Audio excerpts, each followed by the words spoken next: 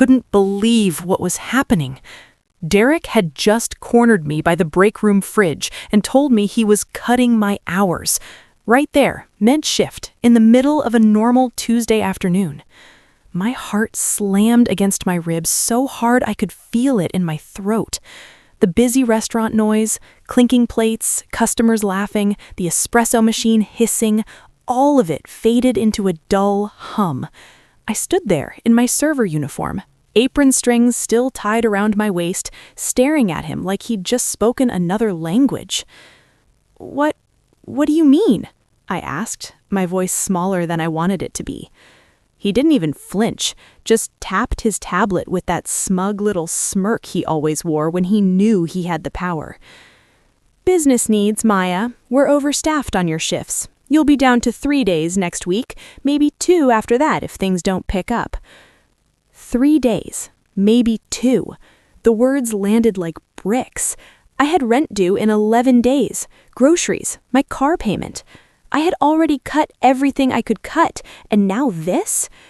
I felt the heat rush up my neck, the sting behind my eyes, but I refused to let the tears fall.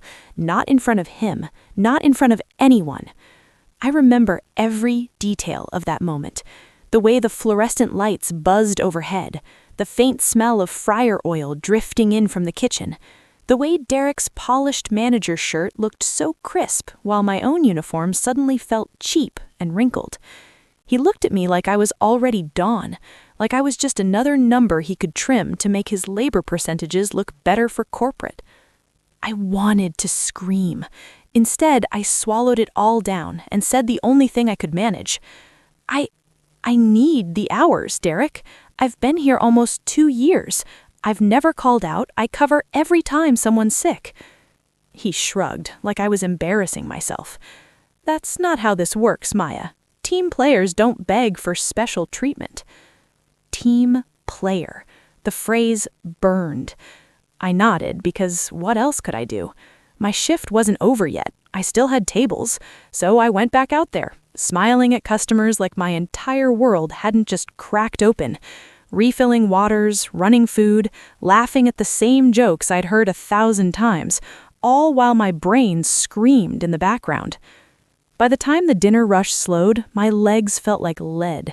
I slipped into the back again, this time alone by the clock time. My hands were shaking when I punched out 20 minutes early, something I'd never done.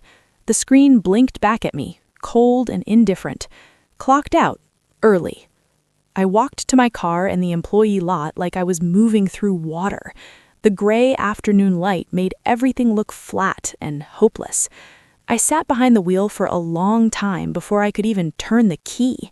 My phone was in the passenger seat. I picked it up, opened the new schedule he'd just pushed, and took a screenshot. My fingers felt numb. That screenshot was the first thing I saved. I created a folder right there in my car, parked under the flickering security light. I named it Derek Receipts. It felt small. It felt ridiculous, but it was the only thing I could control in that moment. I stared at the glowing screen until my eyes burned.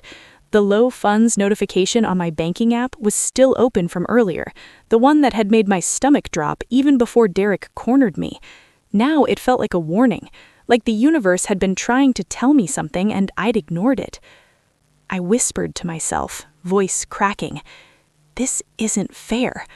And then I sat there in the quiet of my car, the engine off, dashboard lights soft on my face, and I made myself a promise. I wasn't going to beg. I wasn't going to cry in front of him again. I was going to document everything. Every cut, every word, every single time he tried to push me out. Because if he wanted to play this game, I was going to play it better. That was the moment everything changed.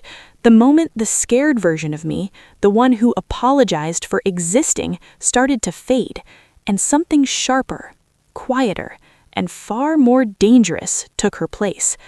I didn't know it yet, but those screenshots were going to be the beginning of the end for Derek, and the beginning of me finally fighting back. That afternoon, I drove home in silence. No music, no podcasts, just the sound of my own breathing and the low hum of the engine. Every red light felt like it lasted forever. I kept replaying Derek's face in my mind, that calm, controlled expression, like cutting someone's livelihood was just another line item on his to-do list. By the time I pulled into my apartment complex, the sun had already started to dip. My hands were still trembling when I unlocked the door. The place felt smaller than usual. The stack of unpaid bills on the kitchen counter seemed louder now.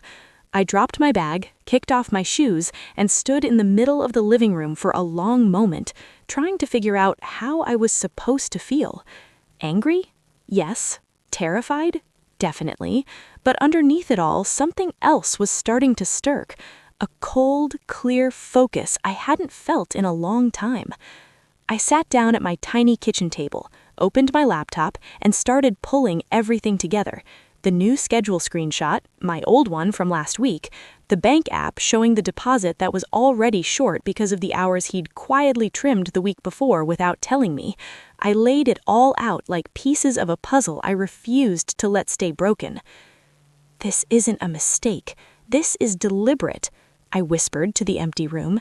The words felt heavy, but saying them out loud made them real.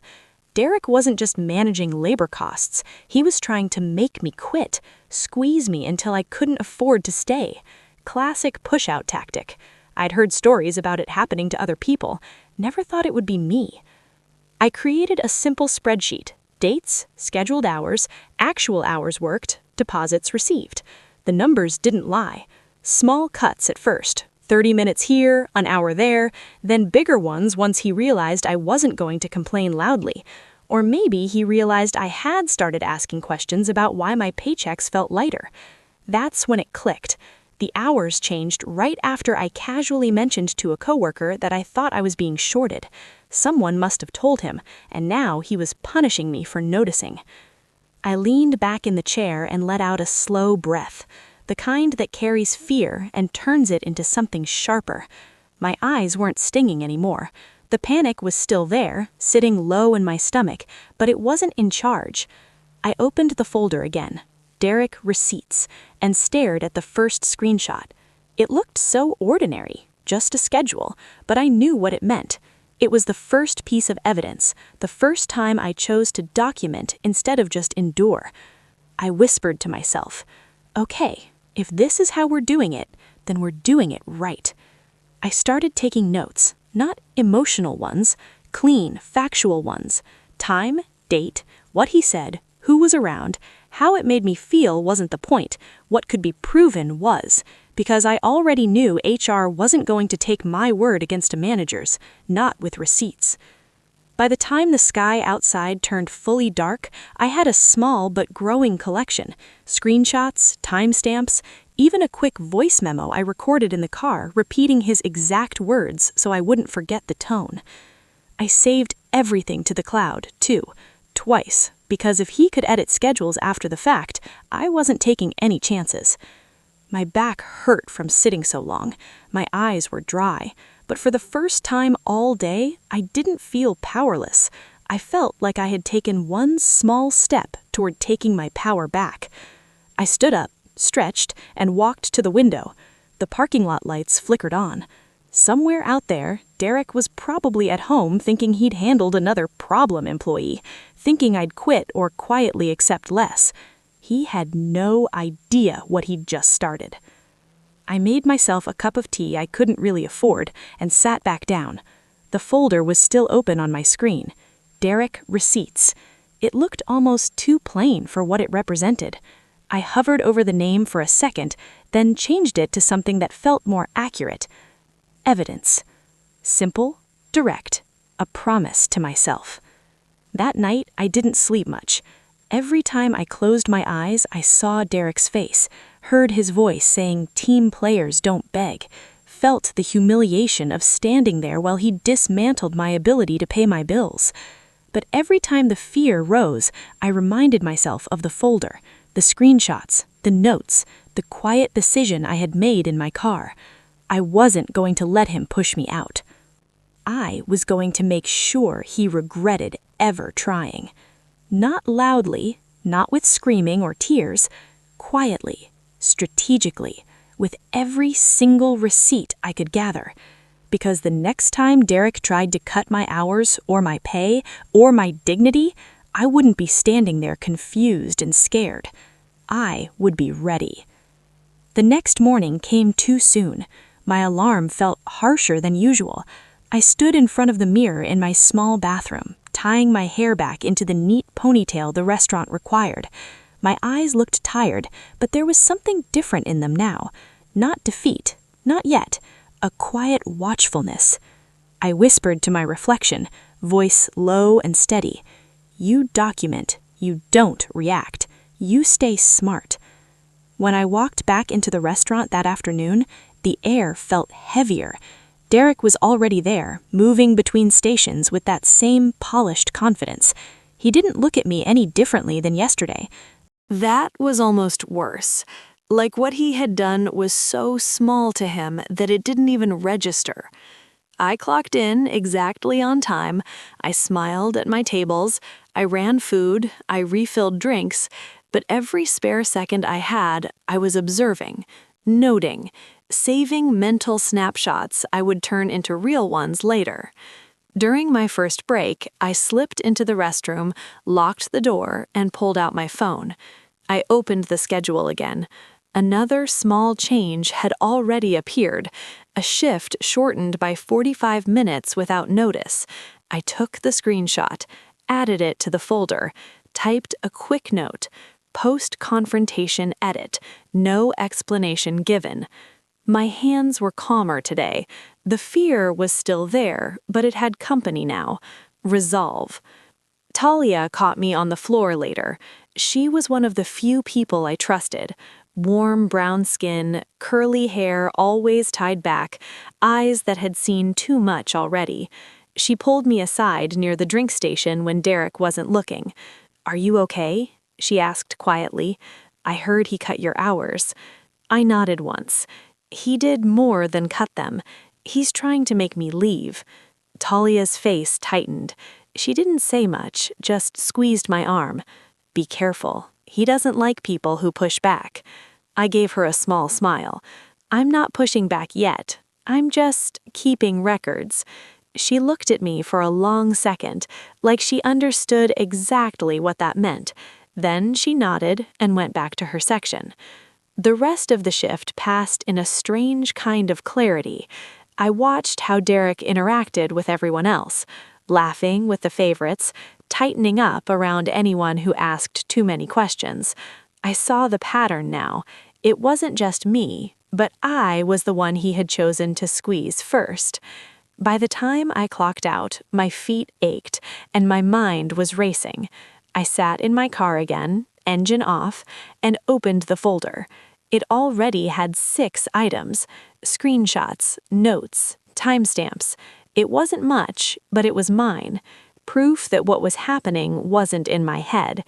I renamed the folder one more time that night. Not evidence, something that felt more permanent. Derek Receipts. It stayed that way, a quiet declaration. Every time I added something new, I would see that name and remember the promise I made to myself in the parking lot. Back in my apartment, I sat at the kitchen table again under the warm lamp light. I opened the spreadsheet and added the new edits. The numbers were starting to tell a story of deliberate reduction, of retaliation disguised as business needs. I leaned back and let out a long, slow breath, the kind that carries exhaustion, but also the first threads of strength. I wasn't naive. I knew one folder of screenshots wouldn't fix everything. HR would probably side with him. Corporate would protect their manager. But I also knew that paper trails have a way of mattering when things go higher. Labor board, lawyers, audits. Those words felt distant, but they were no longer impossible.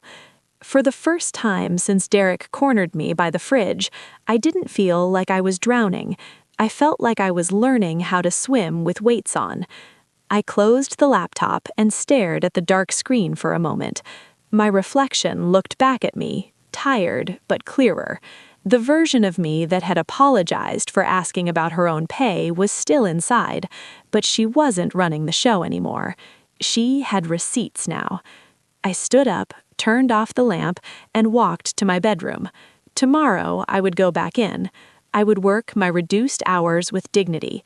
I would smile when I had to, and every single time Derek tried to push me 1 inch further, I would add another line to the record, quietly, methodically, without giving him the satisfaction of seeing me break. Because this wasn't just about hours anymore. It was about whether I would let someone take my stability and call it business, and I had already decided the answer. No.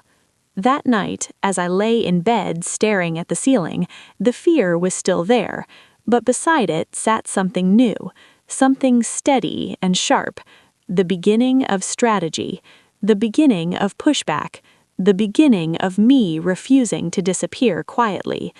Derek thought he was ending my time there. He had no idea he was only starting the story that would end his.